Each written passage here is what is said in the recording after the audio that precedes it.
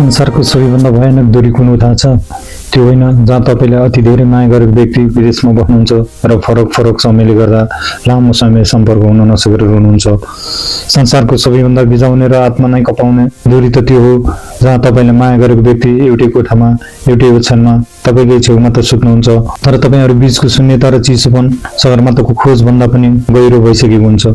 तपाईँ छुन सक्नुहुन्छ तर महसुस गर्न सक्नुहुन्न।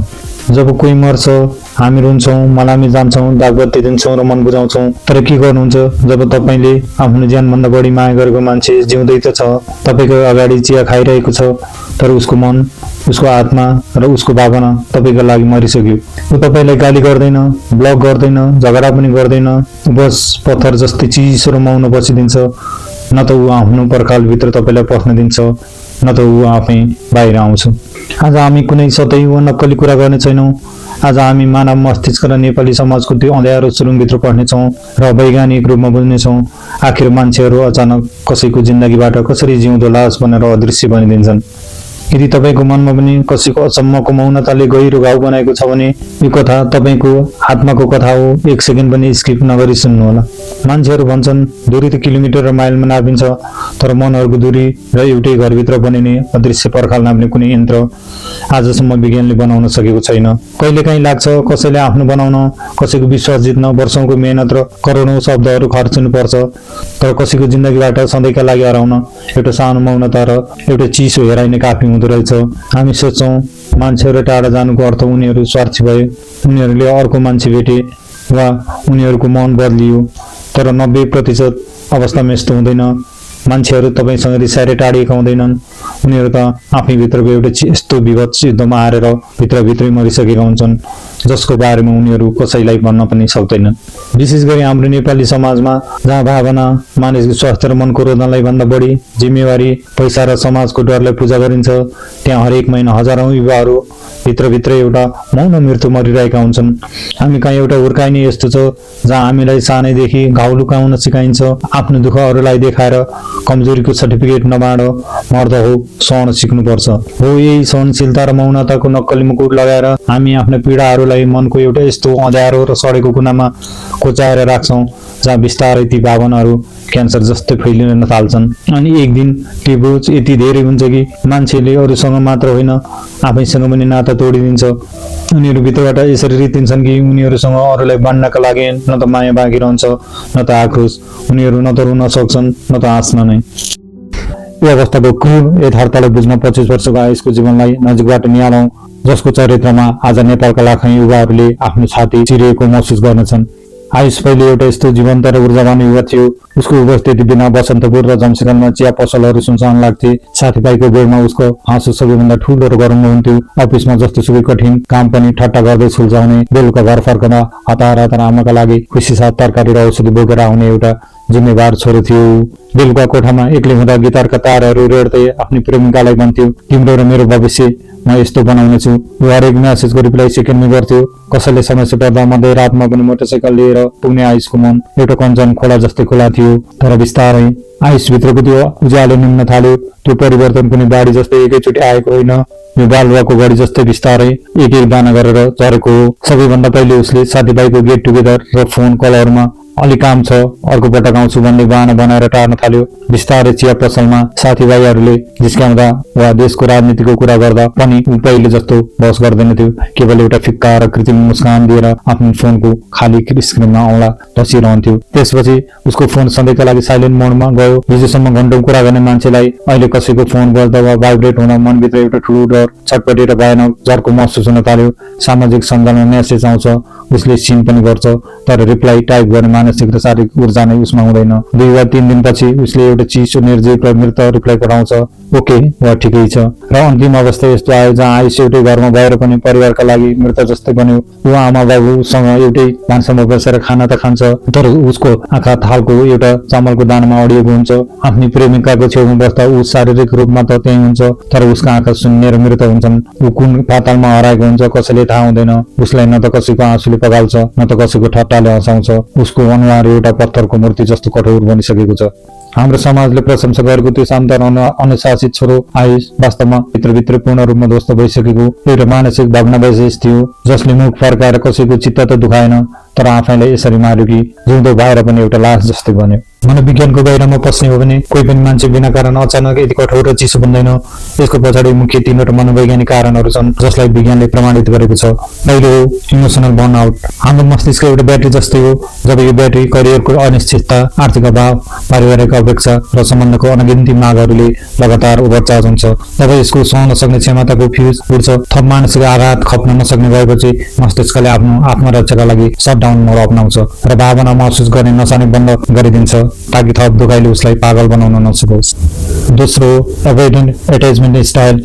यो ती मानिसहरूको आन्तरिक चोट हो जसले बाल्यकालमा वा विगतको गहिरो सम्बन्धमा आफ्नो दुःख र कमजोरीपूर्वक केवल उपहास, तिरस्कार, गाली वा धोका मात्र पाए। उनीहरूको सबकन्सियस माइन्डले एउटा क्रूर कुरा सिक्यो, यदि मैले कसैलाई आफ्नो मनको कुरा भनेन र कसैलाई नजिक आउन दिइन भने यो संसारमा कसैले मलाई फेरि चोट पुर्याउन सक्ने छैन।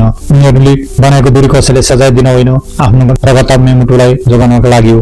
र तेस्रो हो लाक्षणिक डिप्रेसन र एनहेटिभिया। यो डिप्रेसनको त्यो सबैभन्दा साइलेन्ट र खतरनाक रूप हो जहाँ मान्छे रुँदैन, चिच्याउँदैन, ब्लेडले हात काट्दैन, केवल महसुस गर्न छोडिदिन्छ। उसलाई न त कसैको चरम मायाले छुन्छ न त कसैको कडा घृणाले। उस सुख र दुःख दुवैको अनुभूति भन्दा माथि उठेर एउटा सुन्ने चेतनाको बन्दी बनिदिन्छ। अवस्थाको सबैभन्दा विभत्स र अमानवीय पाटो के हो थाहा छ?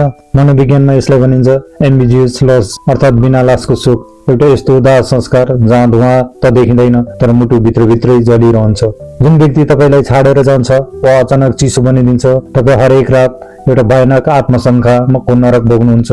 तपाईँ ओछ्यानमा छटपटाउँदै सोच्नुहुन्छ, मैले के गल्ती गरेँ, म नै कति नराम्रो रहेछु, मेरो मायामा, मेरो समर्पणमा केही कमी थियो कि? तपाईँ उसलाई फकाउन खोज्नुहुन्छ, रुनुहुन्छ, चिच्याउनुहुन्छ, तर तपाईँ जति जोडले उसको नजिक जान खोज्नुहुन्छ ऊ त्यति नै गहिरो र कठोर मौनतामा भाग्छ। तपाईँ एउटा जिउँदो मान्छेको वियोगमा हरेक दिन हरेक पल छटपटाएर मरिरहनु भएको हुन्छ। अनि त्यो टाढिने मान्छे, उसको त्यो मौनता कुनै घमण्ड वा इगो होइन, यो त एउटा यस्तो चित्कार हो जसले आफ्नो आवाज गुमाइसकेको छ। उसलाई तपाईँको आँसु देख्दा दुःख त लाग्छ, तर फेरि सम्बन्धमा फर्किएर भावनाहरू साट्न उसलाई अक्सिजन बिना सगरमाथाको चुचुरो चढे जस्तै असम्भव र थकाउने लाग्छ। यदि आज यो भिडियो सुनिरहँदा आफ्नै जिन्दगीको याद आयो भने याद राख्नुहोस्, यो पर्खाल सधैँका लागि बनेको होइन। यो असमझदारीको पर्खाललाई भत्काउने स्पष्ट र वैज्ञानिक मार्गचित्रहरू छन्। यदि तपाईँ आफै आयुष जस्तै भावनात्मक रूपमा टाढिँदै हुनुहुन्छ भने आजदेखि नै यी कदम चाल्नुहोस्। सुरुमा एउटा सानो पाइला चाल्नुहोस्। तपाईँले कसैलाई आफ्नो सिङ्गै पाड जत्रो मानसिक दुःख एकैचोटि बुझाउनु पर्दैन। लामो स्पष्टीकरण नदिनुहोस्, केवल एउटा सानो वाक्य आफ्नो नजिकको मान्छेलाई टेक्स्ट गरिदिनुहोस्। मलाई आजभोलि मानसिक र भावनात्मक रूपमा एकदम गाह्रो भइरहेको छ। मलाई तिमीबाट टाढा जानु छैन, तर मलाई निको हुने केही समय देऊ।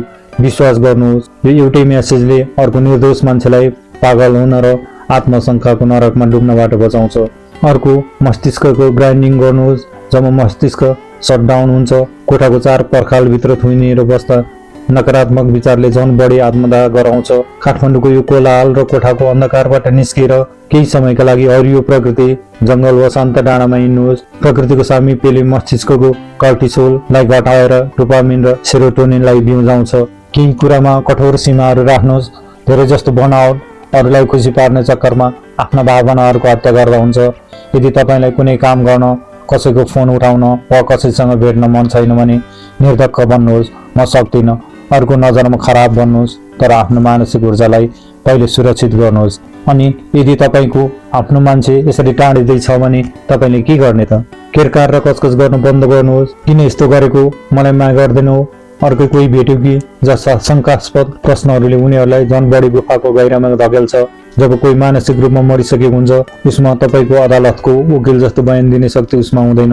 अर्को कुरा, सहज वातावरण बनाउनुहोस्। उनीहरूको छेउमा बस्नुहोस्, केही नबोली, कुनै गिटार नबजाई, कुनै उपदेश नदिई उनीहरूलाई महसुस गराउनुहोस् कि तपाईँ उनीहरूको मौनतासँग पनि कम्फर्टेबल हुनुहुन्छ। उनीहरूलाई भन्नुहोस्, म तिमीलाई बोल्न दबाब दिन्न, तर जब तिमी तयार हुन्छौ म यही तिम्रो कुरा सुन्न बस्नेछु। सानो कुराहरूबाट सुरुवात गर्नुहोस्। उनीहरूले कुनै गम्भीर वा भयानक कुरामा नअल्झाई साना र सामान्य कुरामा सहभागी गराउनुहोस्। जस्तो, लौ न मलाई यो काममा थोरै सघाउ त, वा चिया खान जाने, यसले उनीहरूको मस्तिष्कलाई बिस्तारै वर्तमानमा फर्काउन मद्दत गर्छ। तर यदि यो मौनता हप्तौंसम्म रहेर उनीहरूले आफ्नो ख्याल राख्न नै छोडे भने अप्ठ्यारो नमानी परामर्शदाताको व्यावसायिक मद्दत लिनुहोस्। 24 घण्टा सामाजिक सञ्जालमा पर्फेक्ट, सफल र नक्कली खुसी देख्नुपर्ने यो प्रदर्शनको क्रोध संसारमा कहिलेकाहीँ मान्छेको आत्मा थाक्छ र केही समयका लागि यो संसारबाट अफलाइन बस्न खोज्छ। कसैको मौनतालाई उसको अहङ्कार, घमण्ड वा व्यवस्था नसम्झिनुहोस्। हुन सक्छ त्यो उसको मानसिक रूपमा जीवित रहने अन्तिम छटपटी र चितकार हो। तपाईँ सोच्नुहोला यो अन्धकार सधैँभरि रहन्छ र तपाईँ सकिनुभयो। तर याद राख्नुहोस्, रात जतिसुकै लामो, चिसो र भयानक भए पनि बिहानीको पहिलो सुनौलो किरणले त्यसको छाती चिरेरै छोड्छ। कोही मान्छे तपाईँबाट टाढिएको छ भने उसलाई रिस र घृणा होइन, आफ्नो सुरक्षित समय र साथ दिनुहोस्। र यदि तपाईँ आफै यो अदृश्य पर्खालभित्र थुनिनु भएको छ भने याद राख्नुहोस्, यो कोठाको ढोका बाहिरबाट कसैले भत्काउन सक्दैन। यो त केवल तपाईँले भित्रबाटै बिस्तारै खोल्नुपर्छ। के तपाईँको जिन्दगीमा पनि कोही यस्तो आयुष जस्तै मान्छे छ जो अचानक फेरियो र ढुङ्गा बन्यो, वा तपाईँ आफै यो अदृश्य नरकभित्र छटपटाइरहनु भएको छ? नलुकाउनुहोस्। यो भिडियोको कमेन्ट बक्सलाई आफ्नो मनको कुरा पोख्ने सुरक्षित ठाउँ बनाउनुहोस्। कमेन्टमा आफ्नो मनको बार बिसाउनुहोस्, किनकि यहाँ यो भिडियो हेर्ने हजारौं मानिसले मध्ये कोही न कोही अवश्य छ जसले तपाईँलाई नजाँचिकन तपाईँको भावनाको कदर गर्नेछ र तपाईँलाई बुझ्नेछ। याद राख्नुहोस्, हाम्रा पहाडका ती सुन्दर र गाढा बालीगुराँसहरूलाई पनि ढकमक्क पोल्नका लागि हिउँदको चिसो ठन्डी र पतझडको पीडा खेप्नुपर्छ। पतझडको अर्थ रुख मर्नु होइन, नयाँ पालुवा पलाउनु हो। धैर्यवान बन्नुहोस्, दयालु बन्नुहोस्, र सबैभन्दा महत्त्वपूर्ण कुरा, कसैलाई सधैँका लागि आफ्नो जिन्दगीबाट त्याग्नु अघि वा आफै समाप्त हुनु अघि एकपटक उसको आँखामा हेरेर हँसिलो गरी अँगालो हाल्दै रुनुहोस् र भन्नुहोस्, तिम्रो मौनता बुझ्न सक्छु, म छु नि तिम्रो साथमा, तिमी एक्लो छैनौ।